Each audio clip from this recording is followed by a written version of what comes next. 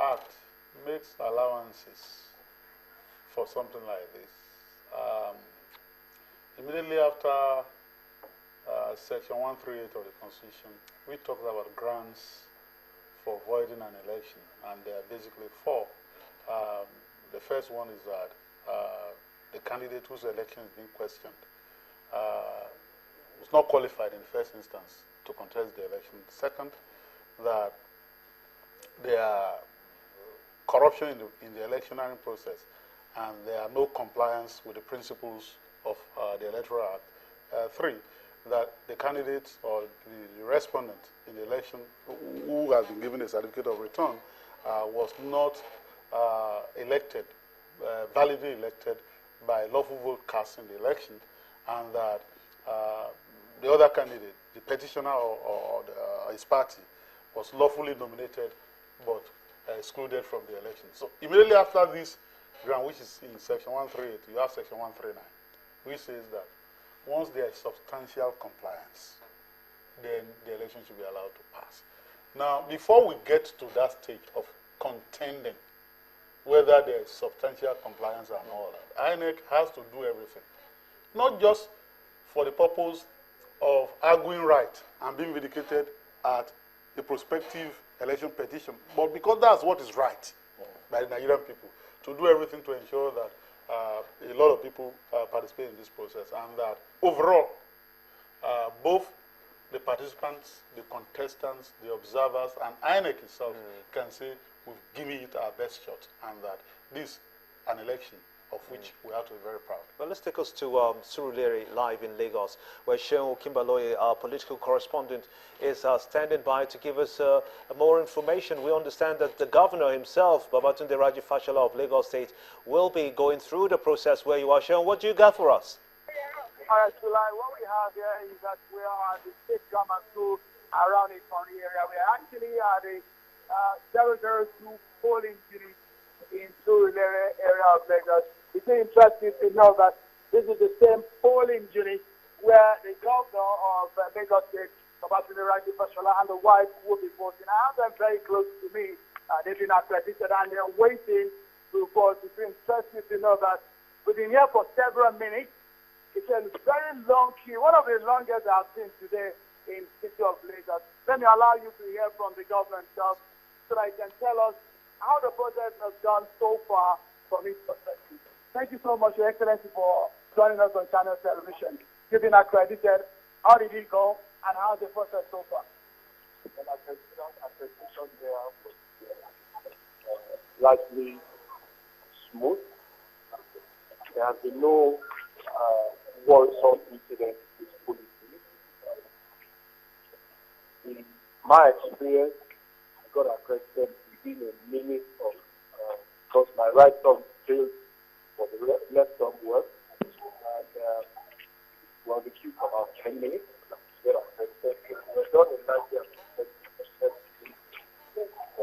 So we're waiting to came back and won. Yeah. All right. From all of the preparations, I remember that time that we were talking about PVC and some of the inadequacies within the system of the INEC. But what you have seen so far, how will you say INEC respond? You see, a logistic plan is what you design, you test in an environment where you can control. There's a laboratory where you control air, you control heat, and everything. Once you deploy the variable settings, and so it's, as I've always said, plan for the worst, hope for the best. So far, from this polling unit, there isn't a problem. I have received some reports that some people are still having problems and things in parts of Akoike and so on. I haven't got a full measure of statewide stuff. So this is not a sample that is wide enough to make a more generic assessment. But so far, so but even voting is in process. We have finished voting. I haven't voted and people vote.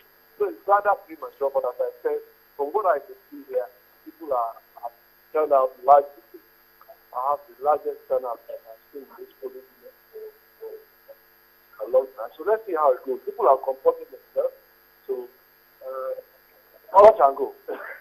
You are the chief security officer of Lagos State. And we saw something very disturbing 2-3 days ago in the area, down to the Bushin area.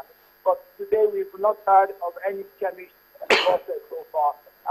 What are the things that you did and your team with security agencies to make sure that we do not have any violence in Lagos? Because that is very key. You can see, whenever there's impunity in the city of the challenge in law enforcement, law and order, and all that.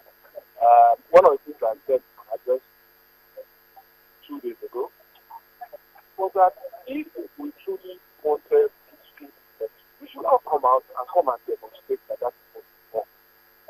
I think those who are predisposed to being property are in a very insignificant minority.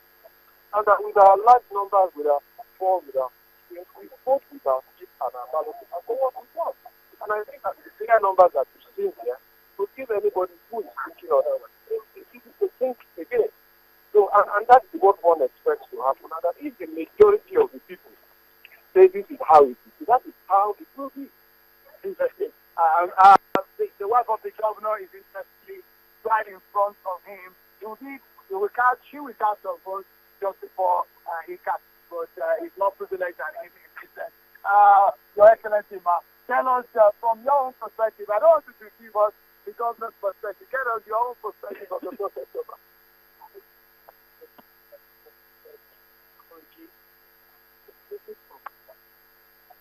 The participation of women in this process seems to be a lot of men on the queue. Are you impressed at all? I'm impressed. I'm not elected women as well. I think it's very kind of please say that they're ready to go before. And I think that's the way our country wants. We need to respect our mothers like we have. But we've had a lot of mothers. I'm not putting a lot of mothers. All right. Just before I allow you to go, you've not taken the seat. I know he's very busy, the footballer. Are you coping? You've on your feet for several minutes now. I've been doing this for a long time now, 8 years. Can you understand? Until tomorrow morning. All right, thank you so much. The very first citizens of Lagos State to be talking to them. Thank you so much, Your Excellency, for the time you've given to us to talk to you right on the queue. They see a whole lot of people there on the queue waiting for that opportunity to cast their vote. Yeah, this is information on the for this particular polling unit around the area in Surulere, 002 polling unit in Lagos. It's a long way, just about 40 people before the turn of the governor. And that's it for what we're monitoring here. As you can see, it's down the street here, just above my shoulder. A lot of people are still waiting. This is perhaps one of the longest queues that you will find in Lagos. Many thanks, just in time to get back to us, Gimba. Well, we apologize for the glitch on that picture and even on the audio quality. Well, streaming live via Skype from Surulere, part of Lagos, Nigeria, Southwest region, where the governor and his family are voting in this particular election.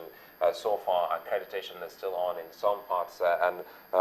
Just getting this on our Twitter handle here, and it says from, Ogun State, Ijebu-Ode, voting has begun around that particular area. It says voting has just begun in Ijebu-Ode. God help Nigeria.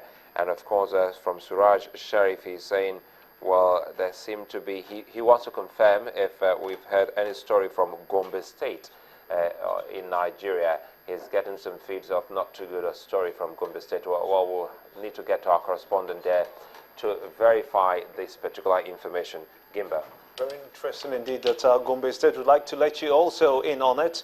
What we have for Gombe State, 1.1 million number of voters. Also, collected cards at this time is just over 1 million, with 70,725 as a plus to that figure, bringing it up to about 95.60%. Very significant voter card collection we're getting from Gombe State. As soon as we have the information coming from there, we'll let you in on it. But just coming back to the studio here,